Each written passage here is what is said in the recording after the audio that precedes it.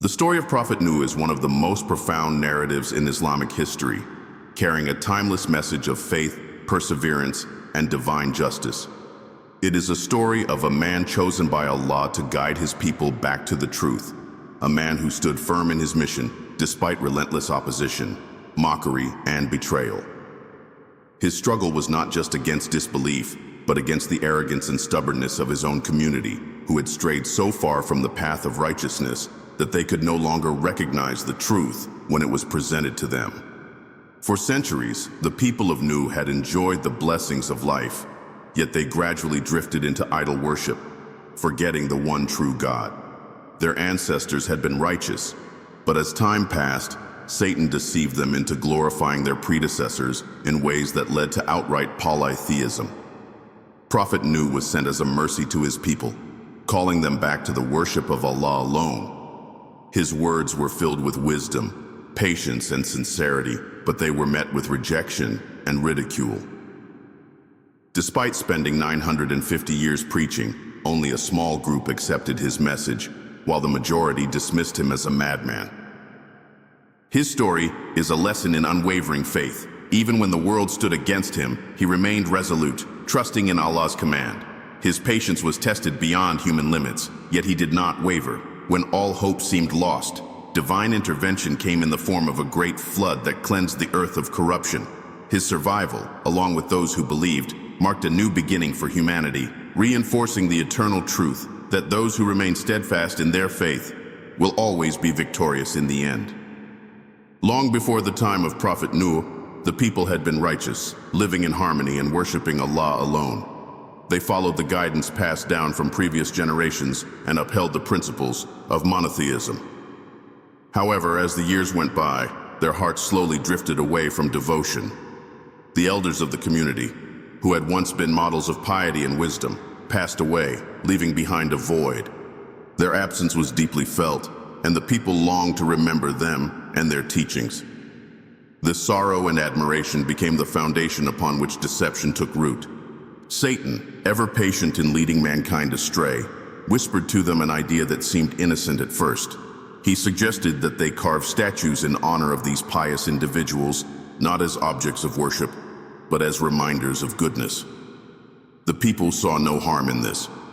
They named the statues after the righteous men, Wad, Suwa, Yaghuth, Ya'uk, and Nasr. Whenever they looked upon them, they were reminded of the virtues these men had upheld. Their intentions were sincere, but their understanding was flawed.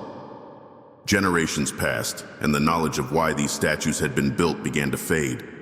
No longer were they mere symbols of remembrance. Satan once again whispered into the hearts of the people, planting a new deception. He convinced them that their forefathers had worshipped these figures, and it was through this worship that they had been granted prosperity and peace. The idea spread like wildfire, and soon people began to bow before the statues, believing them to hold divine power. What had started as a simple tribute to the righteous had now transformed into full-fledged idol worship. With idol worship came corruption. The people who once lived in unity and righteousness now engaged in acts of injustice and immorality. The belief in a singular, all-powerful God faded as their hearts turned to lifeless stone figures. The rich and powerful took advantage of the weak, justifying their cruelty under the pretense of pleasing their idols. Greed consumed the community, and false rituals replaced sincere devotion. Those who spoke against these practices were silenced, ridiculed, or cast out. The world was drowning in darkness, and the guidance of Allah was all but forgotten. It was in this world, steeped in misguidance, that Prophet Nuh was sent. He was a man of unshakable faith, a beacon of light in a land covered by shadows. His mission was to call his people back to the worship of Allah alone, to remind them of their true purpose, and to rescue them from the destruction they were bringing upon themselves. Yet, the challenge before him was immense. He was not only fighting ignorance, but generations of deeply ingrained beliefs. The people had lived in idolatry for so long that they could no longer recognize the truth. They saw their practices as sacred and their idols as protectors. To abandon them was unthinkable. Despite the odds, Nuh would spend centuries calling his people to righteousness, facing rejection after rejection, but never once losing faith in the mission that had been entrusted to him. Prophet Nuh was chosen by Allah as a messenger at a time when corruption and idol worship had completely overtaken his people. The society he lived in had abandoned the worship of the one true God, falling into the trap of idolatry. Generations of false beliefs had cemented themselves in their hearts, making it nearly impossible for them to distinguish truth from falsehood.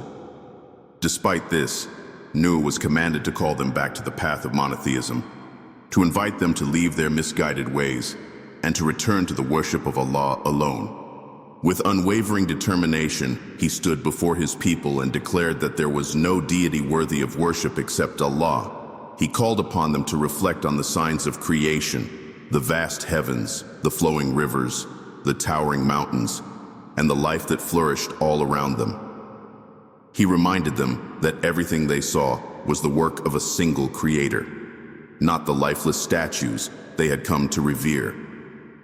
He pleaded with them to let go of the false traditions that had been passed down to them, warning them that these idols held no power and could neither benefit nor harm them. He spoke with sincerity and reason, explaining that true success and salvation lay in the worship of Allah alone. The response from the people, however, was filled with arrogance and defiance. The wealthy and powerful among them saw his message as a threat to their authority. They could not accept that a man, one of their own, was challenging the beliefs that had existed for centuries.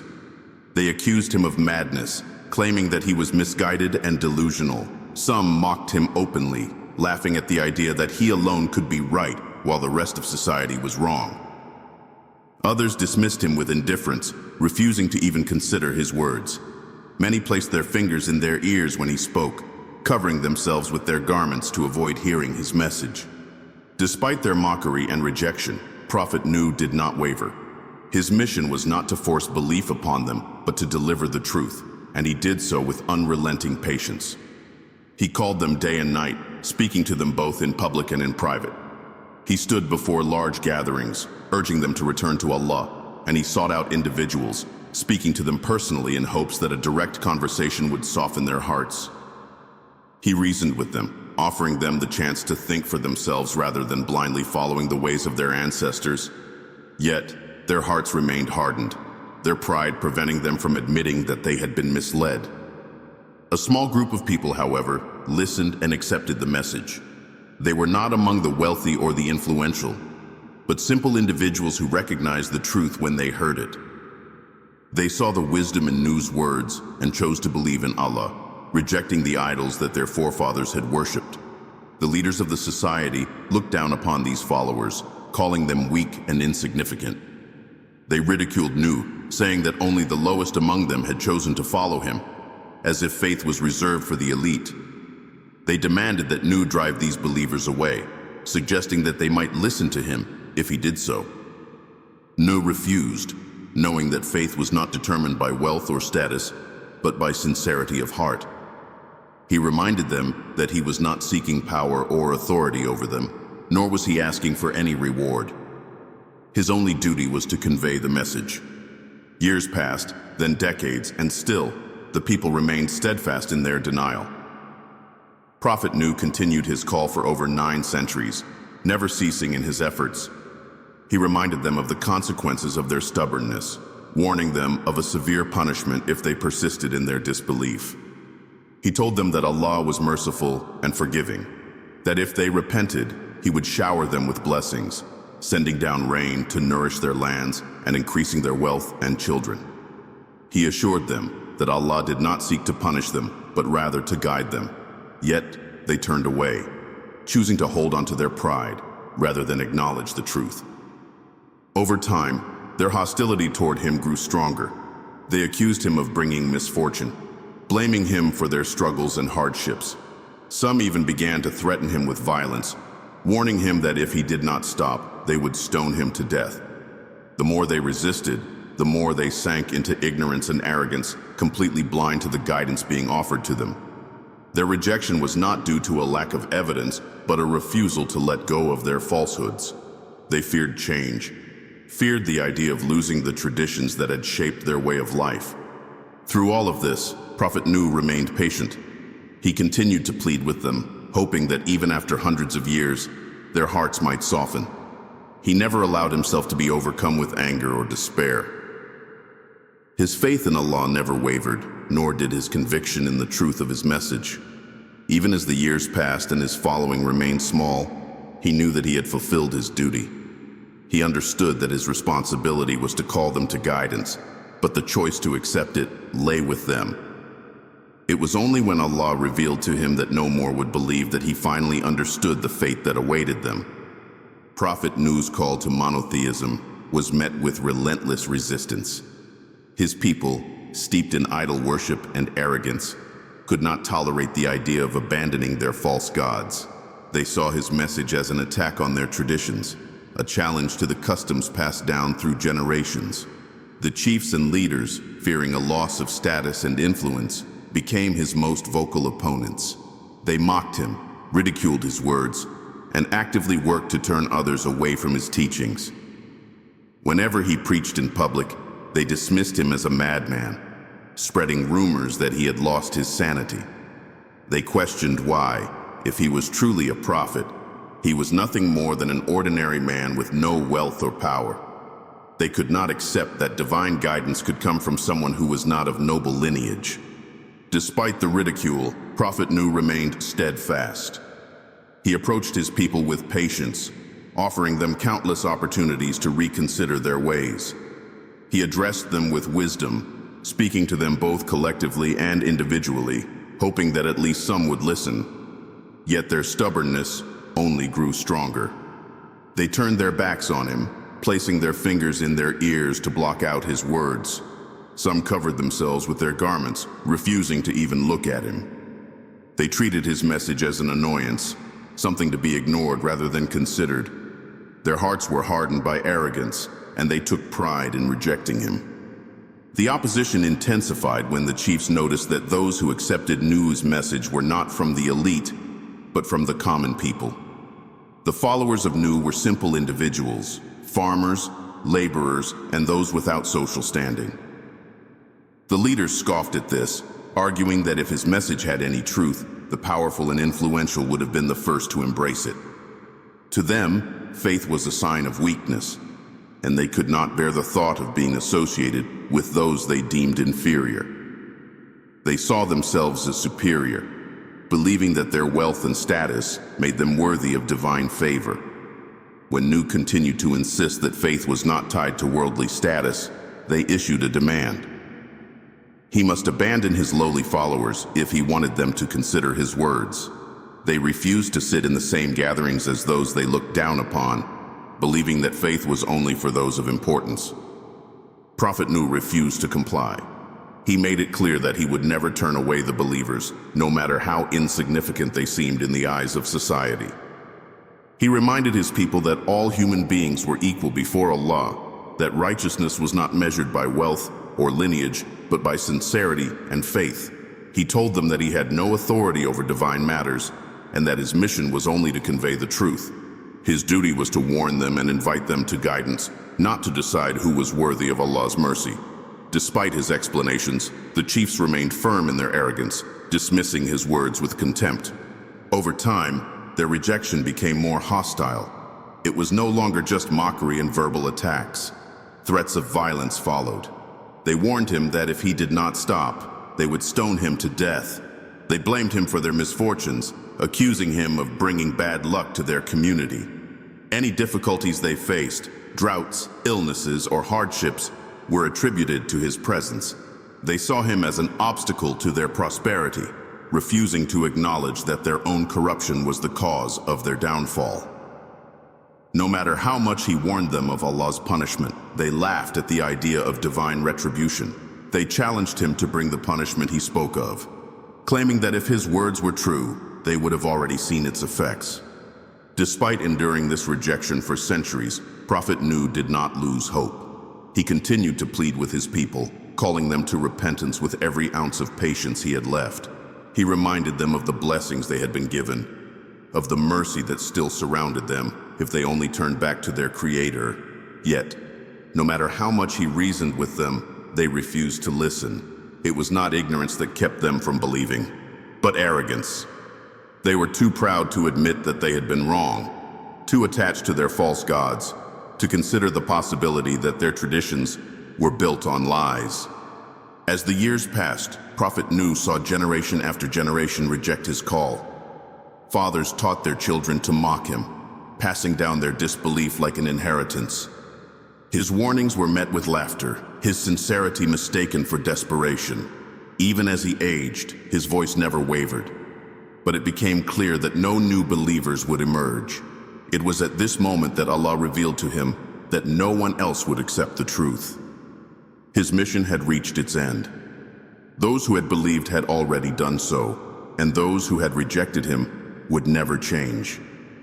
After nearly a millennium of unwavering effort, the fate of his people had been sealed. After centuries of relentless effort, Prophet Nuh came to the realization that his people would never change. Despite his unwavering patience, his words had fallen on deaf ears. The same cycle repeated itself. He would call them to the truth, and they would respond with ridicule and defiance. Each generation taught the next to reject him, ensuring that disbelief continued to spread. The arrogance of the leaders had poisoned the hearts of the people, making them blind to the reality of their own corruption. No sign, no reasoning, no plea for mercy could break through the walls they had built around their hearts. Knowing that no one else would embrace the truth, Prophet Nuh turned to Allah in desperation. He raised his hands in supplication, his voice filled with sorrow, and he made a plea that would change the course of history. He prayed that Allah would not leave a single disbeliever on the face of the earth, for as long as they remained, they would continue to lead others astray. He had spent 950 years trying to save them, but they had chosen defiance over faith. He knew that if they were allowed to persist, the cycle of disbelief would never be broken, and future generations would follow the same destructive path.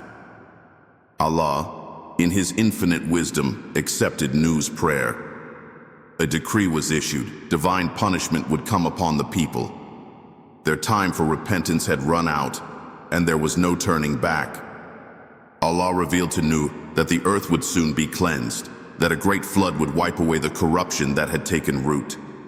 He was commanded to prepare for this event, not by continuing to call his people, but by building an ark that would preserve the believers and the creatures of the earth. When Nuh received this command, he did not hesitate. He did not question Allah's decision or plead for more time.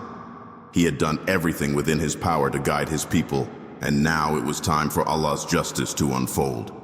The coming flood would be unlike anything the world had ever seen, a punishment not just for their disbelief, but for their open defiance of truth. As he began constructing the ark, the people who had mocked his message now found new reasons to laugh at him. They saw a man, once a prophet, now building a massive ship on dry land. The idea seemed absurd to them. There was no river, no ocean, no storm in sight. They taunted him, calling him a madman once more, questioning whether he had now become a carpenter after failing as a prophet. They watched as he labored, yet none of them took his actions as a warning. They saw no threat, no reason to fear. In their arrogance, they believed they were safe, that no harm would come to them. But the decision had already been made. The flood was coming, and soon the very people who had ridiculed Nuh would find themselves at the mercy of the wrath they had so arrogantly dismissed. With Allah's command, Prophet Nuh began the construction of the ark, an enormous vessel that would serve as salvation for the believers and pairs of every living creature. Though he had never built a ship before, he was guided through divine instruction, ensuring that the ark would be sturdy enough to withstand the powerful flood that was to come. Angel Jibril was sent to assist him, teaching him the precise methods required to complete this monumental task. The ark was unlike anything ever seen before. It was massive in size, with 3 levels built to accommodate humans, animals, and provisions. The lowest level was designated for the animals, the middle level for the believers, and the upper level for the birds.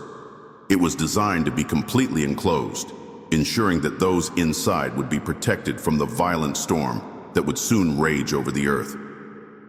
With unwavering faith, Nuh followed every instruction given to him, cutting wood, shaping it, and assembling the structure with care. Every plank placed, every nail hammered, was done with the certainty that this was not just a ship, it was the fulfillment of Allah's promise. As the ark took shape, the mockery from the people intensified. They would pass by and burst into laughter, ridiculing him for building a ship in the middle of dry land, far from any body of water. They taunted him, asking where the ocean was, questioning if he had finally lost his mind. Some even sneered that if there was indeed a flood, they would simply climb the mountains to escape it. Their arrogance blinded them to the truth that stared them in the face. Despite their scorn, Prophet Nuh remained silent, focusing on the task given to him. He knew that time was running out, and when the punishment arrived, it would be swift and absolute. The people did not just laugh at him. They went further in their disrespect. Some of them snuck into the ark and defiled it, using it as a place to relieve themselves, hoping to humiliate him and make him abandon his efforts. Yet, Prophet Nuh endured every insult, every act of disrespect, because his faith was greater than their mockery. He did not build the ark for their approval, nor did he seek revenge for their cruelty. He built it because it was the will of Allah, and he placed his trust in the divine command. For 100 years, Prophet Nuh labored, ensuring that the ark would be ready for the day the punishment would begin. With each passing moment, he continued to call his people, still hoping that someone, anyone, would turn back to Allah. But their hearts remained hard, and their rejection remained firm. They did not see the ark as a sign of mercy, a last opportunity for salvation. Instead, they saw it as a joke, a foolish endeavor that would amount to nothing. But the moment of reckoning was near. What they dismissed as madness would soon become their only hope. Yet by the time they realized the truth, it would be far too late. The day of judgment for the people of Nuh arrived without warning. For centuries they had ignored his calls to righteousness, mocked his warnings, and ridiculed the ark that stood before them. But when the signs of the flood finally began to manifest, there was no laughter left among them. The moment that Allah had decreed had come, and nothing could stop what was about to unfold. The first sign was subtle, a boiling of water from beneath the earth, an unnatural disturbance that should have struck fear into their hearts. But arrogance blinded them even then. Allah had commanded that when the earth's oven overflowed, it would be the signal for Nuh to board the ark with the believers and the pairs of animals. The moment arrived, and without hesitation, he gathered those who had trusted in Allah's promise and led them into the ark. As he ushered them inside, the sky darkened with ominous clouds, thick and heavy, unlike any the people had seen before. The air became thick with tension as a deep rumble echoed through the heavens. Then, in an instant, the skies burst open.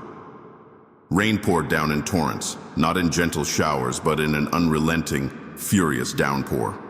The heavens released water as if an ocean had been overturned, and the very earth beneath them erupted with gushing springs, forcing water from every crack and crevice. The water rose at an unimaginable speed, sweeping through homes and streets, swallowing everything in its path. Those who had mocked Nuh and his followers now ran in terror, their laughter replaced by screams of panic and desperation. They scrambled for high ground, seeking refuge on rooftops and hills, but the water showed no mercy. It rose higher and higher, turning the once familiar land into an endless sea. Among those outside the ark was Nuh's own son, who had refused to believe his father's warnings. As the water surrounded him, Nuh called out to him, pleading with desperation, "Oh, my son, come aboard with us and do not be among the disbelievers."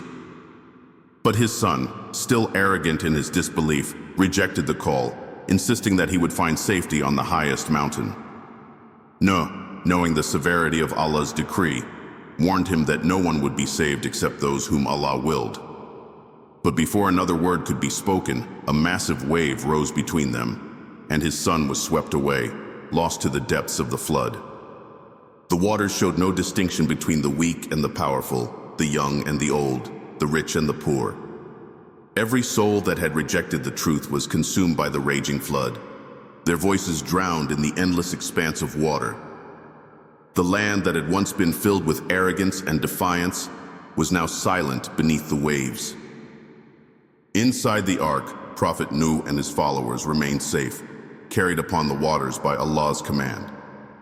They had endured centuries of rejection and hardship, but now, as the ark floated above the destruction, they witnessed the ultimate truth, that the power of Allah is absolute and His promises never fail. For months, the ark drifted aimlessly over a vast and endless ocean. No land could be seen, only the sky above and the water below. The world that had once been filled with defiance and disbelief now lay buried beneath the waves. Prophet Nuh and his followers remained patient, trusting in Allah's promise, knowing that they were under His protection. They had witnessed the power of divine justice, and now they waited for the earth to settle once more. Then, at Allah's command, the rain ceased. The clouds parted, and the sun began to shine through the heavens once again. The earth, which had gushed forth water with unrelenting force, now started to swallow it back. The waves grew calmer, and slowly the great flood began to subside. The land that had been hidden beneath the water for so long finally started to emerge. The ark, guided by Allah's will, continued to float until it came to rest upon a mountain known as Mount Judy, a sacred place that would forever mark the end of this chapter in history. As the floodwaters receded further, Prophet Nuh sent out a bird to search for signs of dry land. The first time, it returned with nothing, but after several attempts, a dove finally came back carrying an olive leaf in its beak. This was the sign that they had been waiting for. The earth was drying, and soon they would be able to step onto solid ground once more. With gratitude in their hearts, Prophet Nuh and the believers disembarked from the ark. They had survived what no one else had, chosen by Allah to rebuild humanity upon a foundation of faith and righteousness. As they stepped onto the earth, they bowed in gratitude, acknowledging that their survival was a testament to divine mercy. The world they returned to was unrecognizable.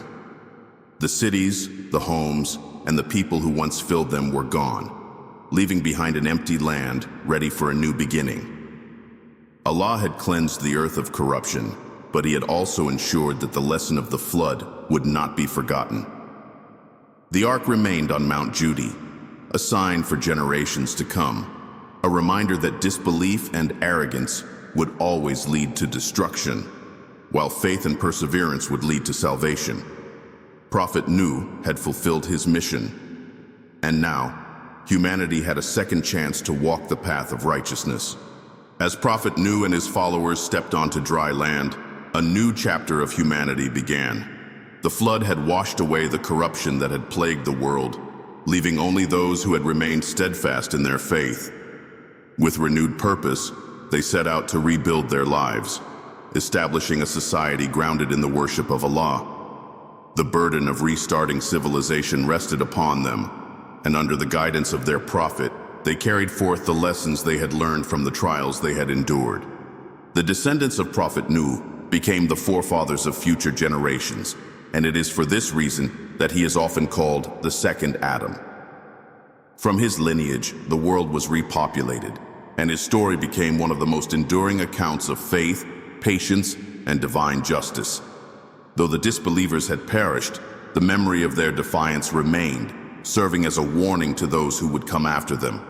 The ark itself, resting upon Mount Judy, was left as a sign, a reminder that Allah's promises are always fulfilled, whether in mercy or in punishment. Prophet Nuh's life was a testament to unwavering patience. He preached for 950 years, enduring rejection, ridicule, and hostility, yet he never abandoned his mission. His commitment to guiding his people, despite their resistance, demonstrated the essence of true perseverance. Even when faced with unbearable hardship, he continued to call them toward righteousness, embodying the very definition of steadfastness. His story teaches that faith is not measured by numbers or social status, but by sincerity and devotion to the truth. His struggle also highlights the dangers of arrogance and blind adherence to tradition.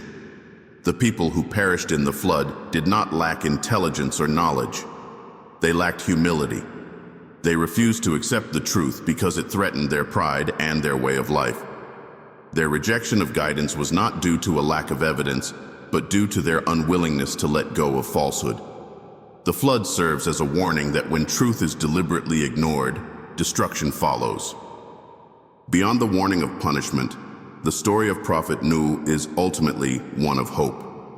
It reassures believers that no matter how difficult the journey, faith will always prevail. Even when the world seems against the truth, Allah's support remains with those who stay firm. His story reminds people that trials are part of the divine plan, and that patience, trust, and devotion will always lead to victory. After the flood, Prophet Nuh continued to live for another 350 years, guiding his people until his time on earth came to an end. Some traditions suggest that he was buried in Mecca, a final resting place befitting a prophet who had endured so much for the sake of Allah. His legacy, however, did not end with his death. His story remains one of the greatest lessons in history, a powerful reminder of faith's strength, the consequences of arrogance, and the eternal promise that those who trust in Allah will never be abandoned.